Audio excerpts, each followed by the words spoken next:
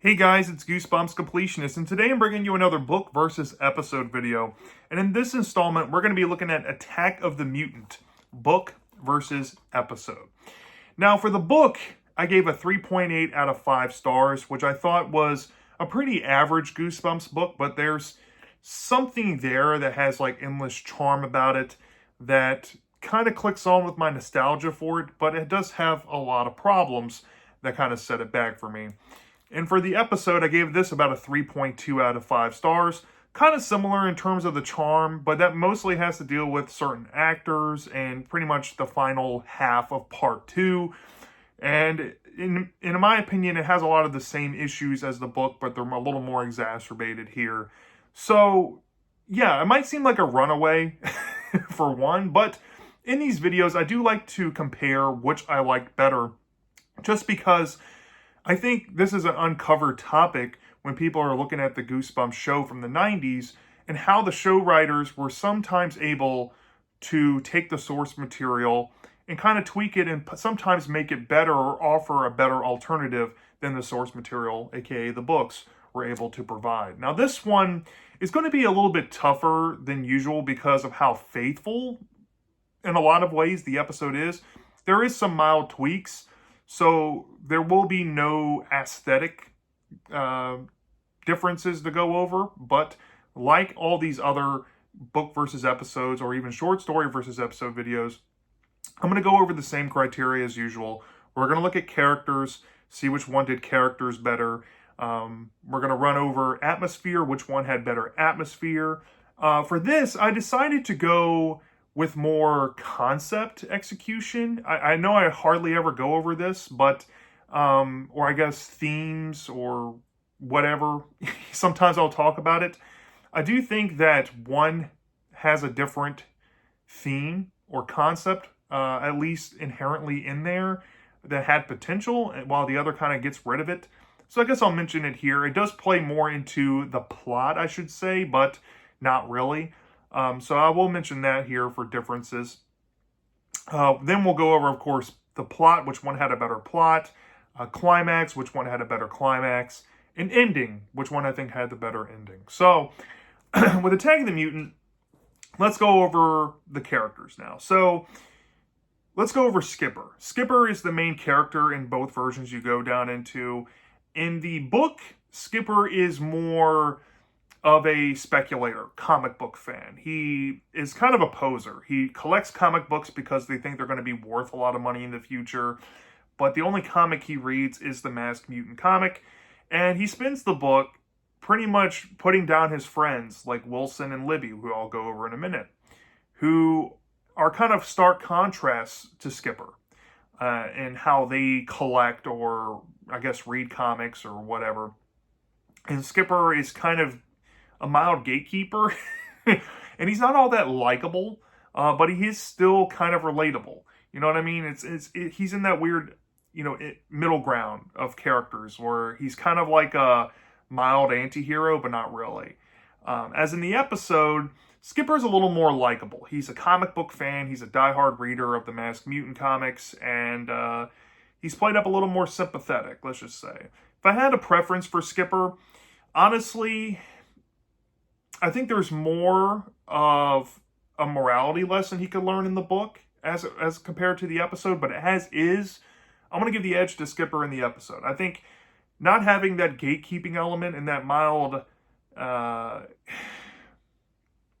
in that mild irritation about his character and with how he interacts with other characters, he is a little more likable here, and he's more average Joe. So yeah, I prefer Skipper in the episode, but that's like a barely kind of thing. It's because they don't try anything else deeper with him. So there's that. Wilson, who is his best friend, Skipper's best friend in the story, he's hardly in the episode. I think he's in like one scene. He's a little rock collector in the episode, and that's about it. As in the book, he is kind of there to contrast Skipper for the reader. Skipper is that speculator collector, while he's looking for monetary value in things, while Wilson, he doesn't care about the monetary value. He collects things that he actually enjoys and is interested in. And then at some point in the story realizes that it takes up too much time, so he gives up collecting so he can have a normal life. So there's more to Wilson to chew on. So for the book, I think the book wins out compared to the episode. Libby's a character. This is going to get mild spoiler territory. She, in both versions, is a fan of kind of like Archie Comics ripoffs, or in this version, kind of parodies. But she's in the book, she's more of a collector of these comics because she's a reader. And while it might be niche, it kind of fits her interest, which is another contrast to Skipper. He's more into the mainstream superhero stuff that's gonna be worth something, and he finds his stuff lame. As in the episode, she's more of like a spectator in the story. She's kind of along for the ride with Skipper as he's going through this stuff, and her actress isn't that good in my opinion, but she's there. So, in my opinion, if I had a preference for Libby, I'm going to give it to the book. I think the book does her character a little better, if I'm being honest. I just think there's more to chew on with her, like Wilson. Now, getting into the parents kind of are involved in the episode. The dad is definitely played up not that big of a jerk like he was in the book, but I do think that in the episode, they're pretty much given similar scenes. Like the parents, they're just kind of naysayers to Skipper's comic interests, but like the book with other characters, there's more to chew on with them in the book. So I'm going to give the edge to the book because the dad is threatening him to get rid of his comics if he doesn't do his homework. The dad seems like more of a figure or an obstacle Skipper has to get through in the story.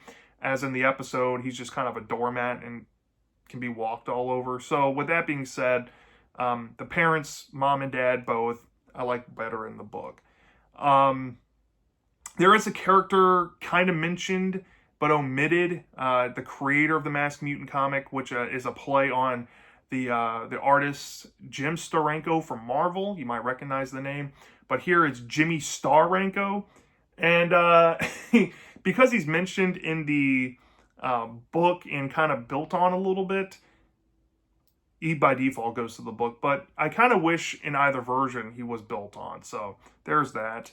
And now we're getting into pretty much the two characters that everybody recognizes from this story. We have the Galloping Gazelle. And the Galloping Gazelle in the book, I definitely think has a place in the story. But like the episode, it's kind of similar. But the only reason why I'm going to give the episode the edge here is for the actor, Adam West. Pretty much everything that we saw in the book with the Gazelle, minus like a few things that Skipper does in the story that's a little bit different than the episode, where he gets to actually read the comic in his monologue. We get to see more detailed comics in the book than we do in the episode. But Adam West is so iconic in the episode. He's a fantastic performer. And while he's in like the episode for like less than 5 minutes, he still made an impression while he was there. So Galloping Gazelle, I'm going to give to the episode. But now we have the Masked Mutant. And here's the thing about the Mutant. Scott Wickware in the episode did a fantastic performance as the character. And I hate to do this, but I'm actually going to give the edge to the book here for the Masked Mutant. I feel like early on in the story, we get more of an idea of how threatening the mutant can be in terms of how he interacts with other characters throughout these comics that Skipper is reading. And I kind of feel that disconnect is evident in the episode because it seems like we only get to see Galloping Gazelle. As in the book, we get to see him interact with other characters and we get to see other abilities that the episode's budget obviously didn't have the money to do. So I feel like there's more to the mutant in the book. I feel like in the book, especially near the climax, I know I'm getting ahead of myself, but the mutant's motives are a little more clear and a bit better. And that kind of ties into the idea the book was going for, even though it's still kind of messy. I do prefer the mutant in the book counterpart, but that's not taking anything away from Scott Wickware's performance as the mutant. I mean, he did a fantastic performance, but yeah, that's just how I feel. So take it for what you will. I think the mutant's better in the book. Now, getting into the atmosphere, which one had a better atmosphere? Well, this is a comic book centered story, so you're kind of expecting a kid in a city coming across some superhero shenanigans, right? The episode tries to emulate that in a Canadian city, but it's basically kind of dry on atmosphere. There's not a lot of things about it that stick out other than like maybe Skipper's room, which tried to emulate the book. But I think the layer of the Masked Mutant was really well done for the budget the show had. It, even though it was filmed in a high school, it looked like over the top superhero layer. The costumes that the Galloping Gazelle and the Masked Mutant wore definitely helped sell that comic book aesthetic.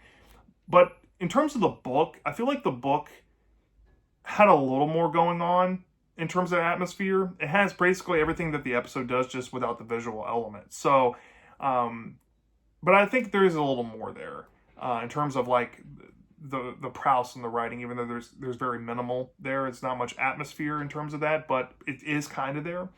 So I might just tie them here because I don't really see any discernible difference. But if I had a slight preference, I would prefer the book. Now, in terms of concept, now I know I'm comparing themes and concepts here.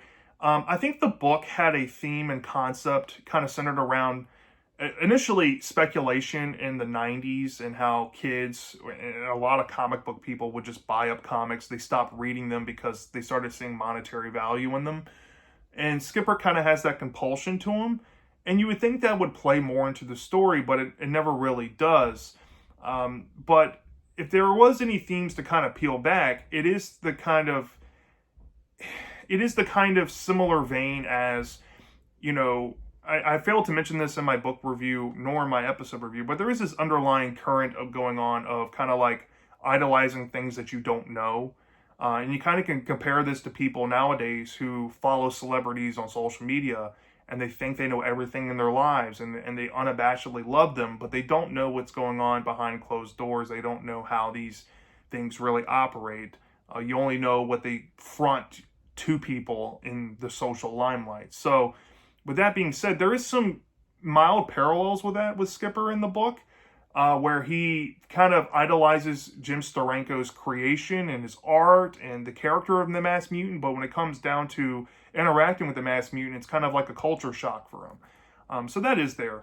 In the episode, it is still kind of there, but it's not played up to the best ability. In fact, I don't really think there's a theme or concept in here.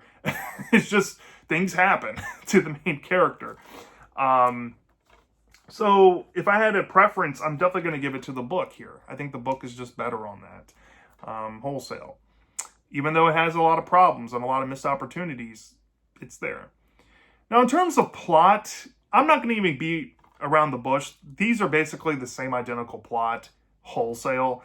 Essentially, both kind of involve Skipper reading these Masked Mutant comics, you know, having these interactions with his peers and his parents that comics are kind of like getting in the way of his life. And in the episode, it's more rotting his brain. But the episode kind of leans into the rotting of the brain a little bit and tries to offer that as a mild explanation as to the cause of the events of the story, which still make no sense, but at least it offers that. And as the story goes along, Skipper kind of descends into trying to prove to this girl Libby that this tower that he's seen in the Masked Mutant comic does exist. They go to explore it. He enters a room in both versions that kind of imply that he is now going to be in a Masked Mutant comic. But in the episode, it kind of tweaks a little bit involving that. There is a certain machine in the story, either way you go, that maybe affects Skipper's molecules, but in the episode, it makes it happen early on compared to the book, where in the book, when he meets Galloping Gazelle, that's when he encounters the machine, right? So there's some mild differences, but it all ends up being the same, where they find the mutant, the Galloping Gazelle cowardly escapes, and there's a reveal with Libby that Skipper comes across, and Skipper has to use the mutant's own weakness against them. So essentially the same plot. More or less. So if I had a preference, though, I think the episode, while it has a cool mechanism involving, it trying to play more on the comics rotting your brain, they both kind of suffer from like nothing happening. They're good paced plots, but nothing is happening in the story. It's a wheel turner. It takes a while to build up. At least in the book, it tries to build up the plot as in he's uncovering this stuff happening to him, and is trying to play on to the mystery of how he's in a comic. And the episode kind of tries to highlight that point, but it's so glanced over. It is what it is. But if I'm being honest, if I'm just looking at the plots wholesale, I'm going to tie them here because there's really nothing discernibly different about them, and they have similar issues to me to want to tie them here. So there you go. Now, in terms of climax, the only differences in the climax is kind of the reveal from the mutant and certain things that happen in the story that Skipper, happen upon. I already kind of brought up the whole thing about the machine difference here. But wholesale, I do think that the budget didn't have everything to do with the adaptation here. Because in the book, the only difference in the climax, essentially the climax is when Skipper finally comes to the lair by himself and he sees the Galloping Gazelle and he frees the Galloping Gazelle. They end up in the mutant's lair and chaos ensues. There's a little more to the climax in the book, I feel. I feel like the revelations with the mutant and how that plays into things is a little more neater, especially with the Libby part. I feel like both are kind of sudden when Libby comes into the story, but I still think the book mildly handles it better. And I do think that the description in the book is a whole lot grislier of what happens to the mutant compared to the episode where it's kind of goofy and cartoony. So if I had a preference on the climax, I would probably give it to the book, even though they're kind of mostly the same, just a little different in terms of tweaking. In terms of endings, now both of these have different endings and different implications. In the episode, everybody knows this ending. This is the stretching episode because the main character, Skipper, after learning what he learns inside of the mutant's lair about what happened to him, and especially his body, he essentially becomes a superhero and now is starring in his own comic book. And the ending is super corny and cheesy, but it's kind of funny.